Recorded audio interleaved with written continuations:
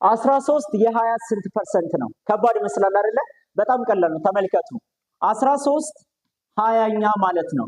13 የሚፈለገው መጠን ሲሆን 20 ደግሞ ጠቅላላ መጠን ነው ወይም ደግሞ ሙሉ ነው። ስለዚህ 13 20ኛ 13 የ20 ስንት ፐርሰንት እንደሆነ ለማወቅ 13 20ኛ ሲባዛ በ100% ነው የምናደርገው። ስለዚህ ይህ ማለት አንድ ዜሮ በአንድ ዜሮ ይጣፋል። አሁንም በሁለት 1 10 በሁለት 5 ስለዚህ 13 ሲባዛ በ5% ማለት ነው።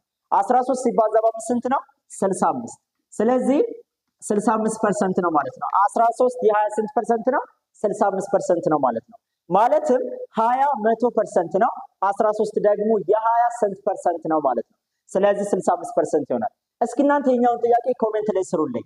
8 የ10 ስንት ፐርሰንት ነው? ስንት ፐርሰንት ነው?